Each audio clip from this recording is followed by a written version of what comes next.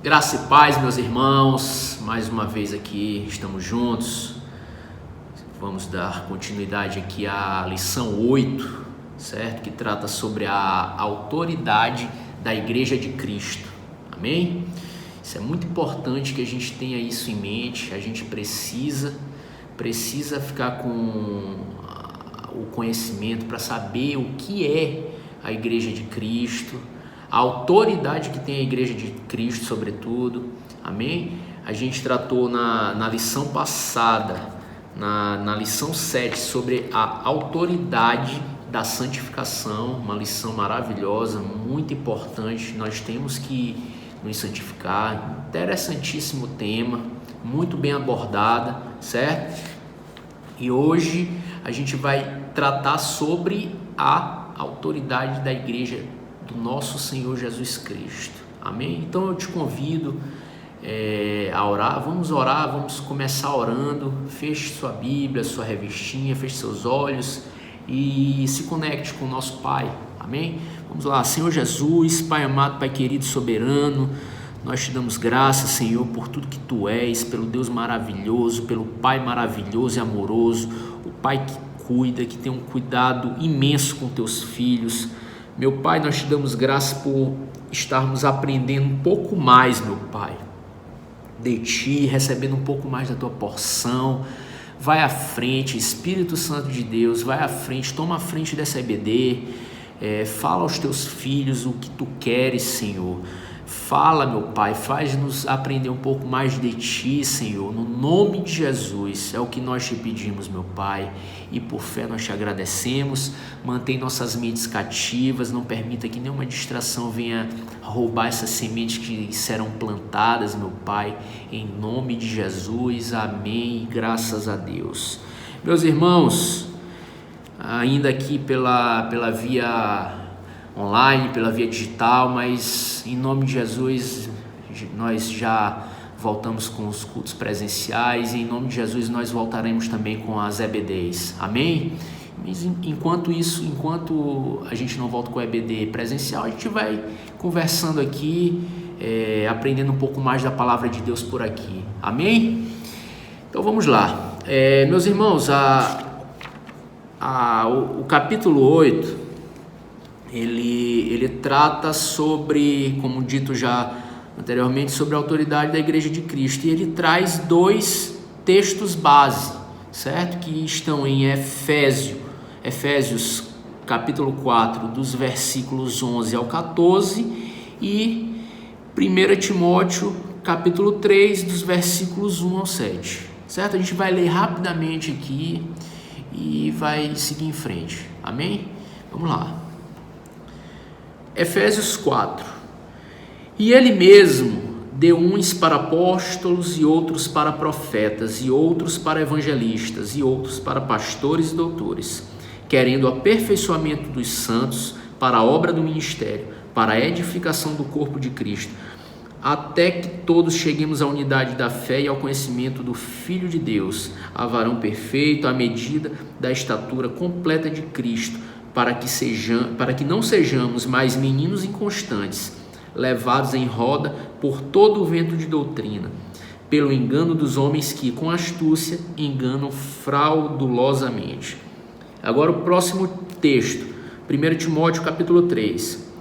Esta é uma palavra fiel. Se alguém deseja o episcopado, excelente obra deseja. Convém, pois, que o bispo seja irrepreensível, marido de uma mulher, vigilante, sóbrio, honesto, hospitaleiro, apto para ensinar, não dado ao vinho, não espancador, não cobiçoso de torpe ganância, mas moderado, não contencioso, não avarento, que governe bem a sua própria casa, tendo seus filhos em sujeição, com toda modéstia. Porque se alguém não sabe governar sua própria casa, terá cuidado da Igreja de Deus, não neófito, para que, ensoberbecendo-se, não caia em condenação do diabo. Convém também que tenha bom testemunho dos que estão de fora, para que não caia em afronta e no laço do diabo. Glória a Deus, glória a Deus. Logo em seguida, meus irmãos, a gente a gente vê aqui na página 54, no texto áureo, você vê aí, a palavra que está em Mateus 16, 18. Esse episódio, todos vocês já conhecem, que é aquele episódio onde Jesus pergunta aos discípulos: quem dizem que eu sou? E aí Pedro toma a frente e diz: tu és o Cristo, o Filho do Deus vivo. E logo em seguida Jesus diz: pois também eu te digo que tu és Pedro, e sobre esta pedra edificarei a minha igreja, e as portas do inferno não prevalecerão contra ela. Glória a Deus. Meus irmãos, essa palavra é maravilhosa e essa palavra é importantíssima. A gente tem que lembrar dessa palavra muito, porque essa palavra é um dos fundamentos da igreja, certo? Senão o fundamento, porque o discípulo Pedro diz quem é Jesus, ele reconhece quem é Jesus, e ao contrário do que muitos dizem, muitos confundem essa palavra, eles pensam que o centro dessa palavra é Pedro. O centro dessa palavra não é Pedro, o centro dessa palavra é Jesus. O centro dessa palavra é a declaração que Pedro faz: tu és o Cristo, o Filho do Deus vivo. Então a pedra que Jesus se refere aqui não é Pedro, a pedra é a declaração que ele faz sobre Jesus, que é a pedra angular, que é a rocha inabalável. Então a gente não pode confundir, essa palavra é um dos fundamentos do cristianismo. Como eu já disse aqui em outras ocasiões, a Bíblia é cristocêntrica, desde o Antigo Testamento até o Novo. Cristo é o centro de tudo. Então, se a gente não coloca Cristo como centro, o próprio cristianismo cai por terra, certo? Então, essa é uma palavra maravilhosa e foi inspirada pelo nosso Deus Todo-Poderoso, que revelou a Pedro, certo? Então a gente tem que ter em mente isso e não pode confundir.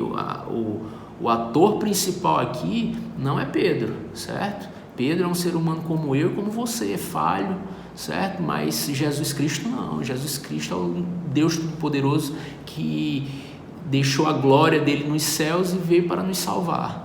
Amém? E através dessa declaração aqui que é formada a igreja do nosso Senhor Jesus Cristo. Amém? Então você pode verificar aí que logo em seguida a gente tem no item 1.1 a confissão de Pedro, que é essa, né?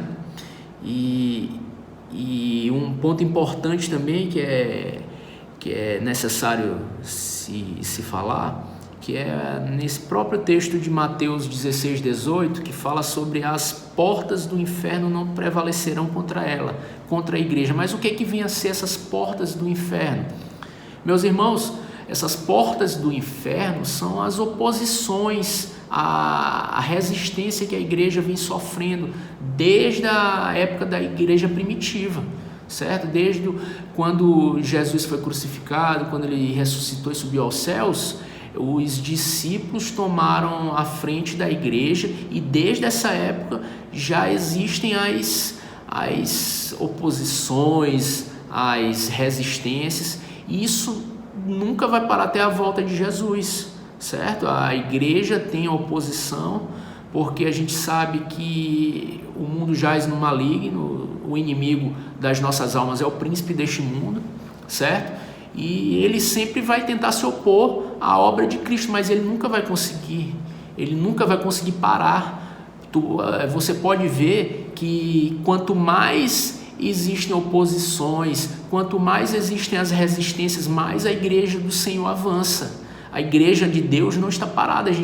A gente sabe, a gente pode ver nos noticiários, na verdade nem os noticiários não informam isso, mas a gente vê por outros meios de informação que os cristãos são o povo mais perseguido do mundo, certo? Então, as portas do inferno tentam, mas nós somos mais que vencedores em Cristo Jesus, amém? Então a gente não tem que temer, a gente tem que saber que as dificuldades, as pedras no caminho virão, mas nós temos um Deus que é fiel para nos guardar, para nos proteger, e a igreja do Senhor só vai avançar e avançar cada vez mais.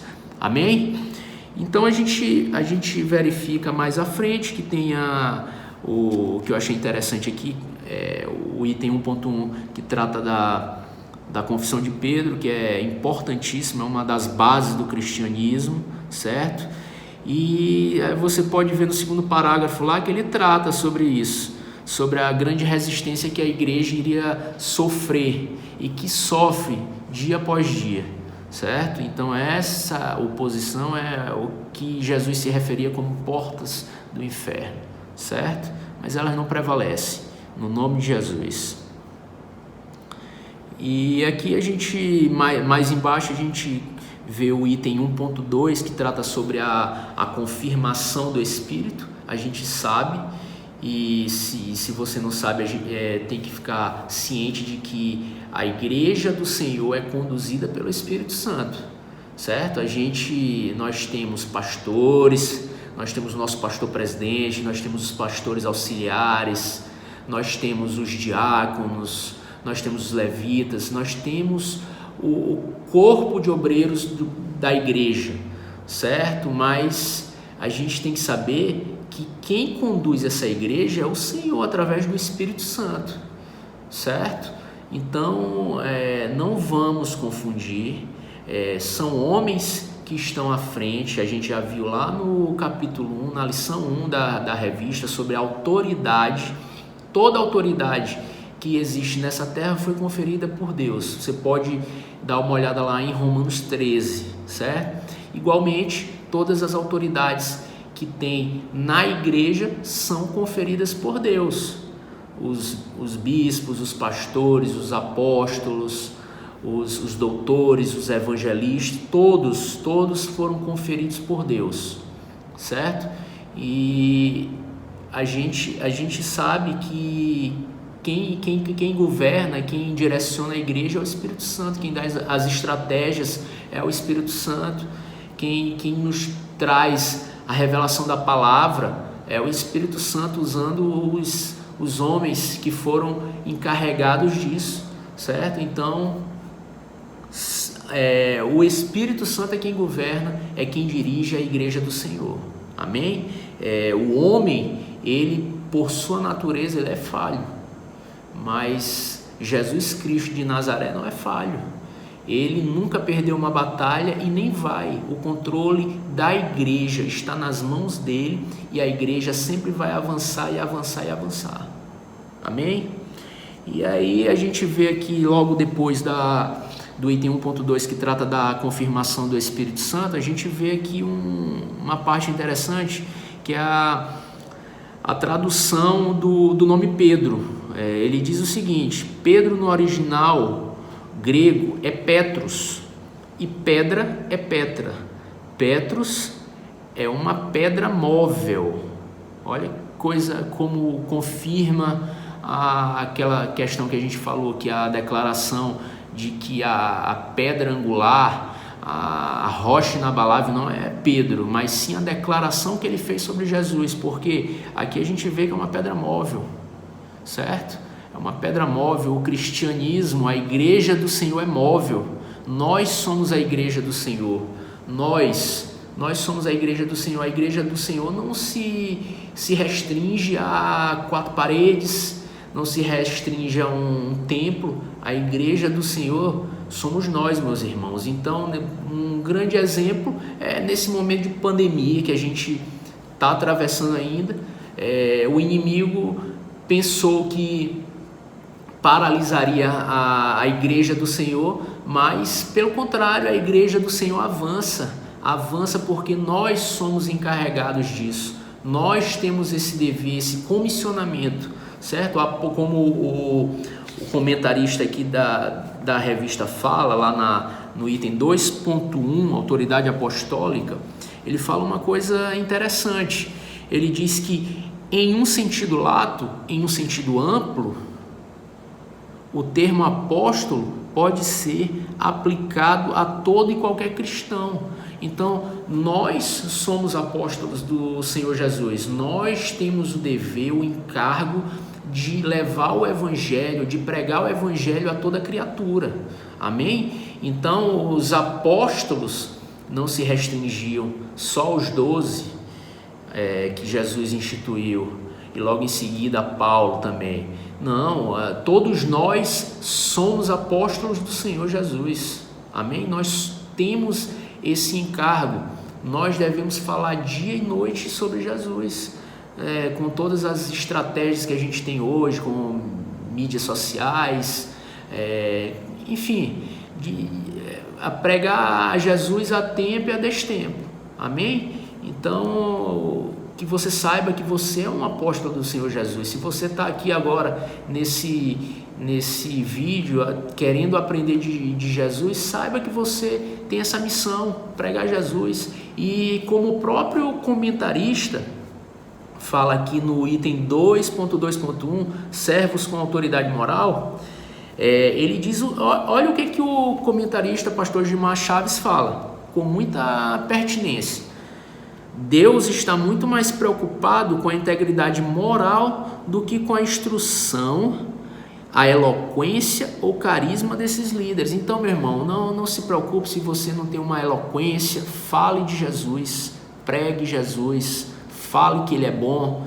É como o nosso pastor diz, meu irmão, tu não sabe falar de Jesus? Diz, Deus é bom, Jesus é bom, amém? Então nós temos esse comissionamento aqui, inclusive a gente já pode até trazer para outra questão, que o nosso pastor também fala sobre a importância de uma autoridade moral. Qual era a questão dos fariseus? Os fariseus, eles tinham um belo discurso, mas a prática era dissonante do discurso. Então, como o pastor Neto fala, a nossa vida fala muito mais alto às vezes do que o nosso discurso. Então é muito mais importante que a gente dê bom testemunho, que a gente tenha um bom proceder, do que só ficar no discurso. Se a gente conseguir aliar o discurso à prática, perfeito. Mas se você for uma pessoa tímida que não quer falar, dê um bom testemunho, seja um bom cristão, mostre para as pessoas o que é ser um bom cristão, amém? Porque isso é um dos requisitos para ser um servo que Jesus conta, amém? Ele quer contar com aqueles que se dispõem, mas que aqueles que deem bom testemunho, como a gente acabou de falar. Você não tem eloquência, mas pregue Jesus, dê bom testemunho, amém? Fale de Jesus, é isso que ele quer.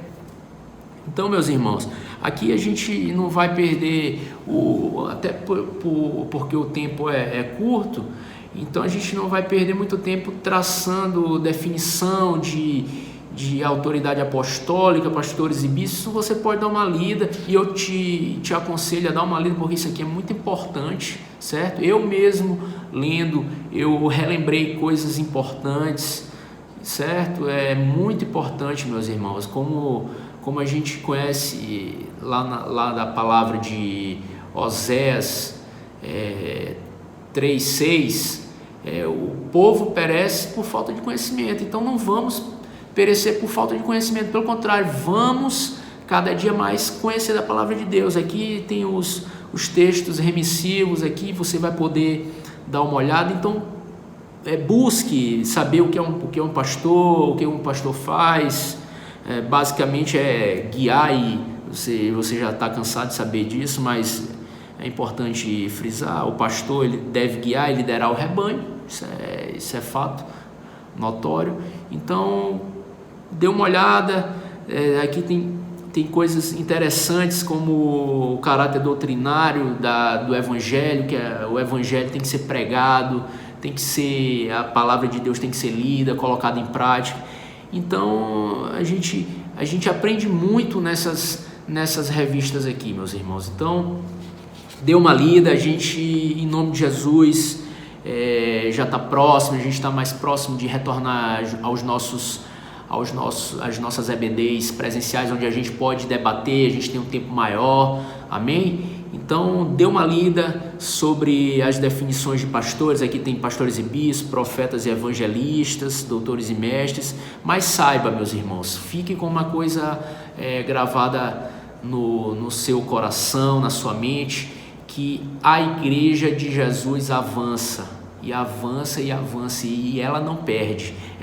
O inimigo pode tentar bloquear, pode tentar se opor, resistir, mas a igreja do Senhor Jesus continua e continua e continua, porque Ele é quem dirige a igreja. Amém?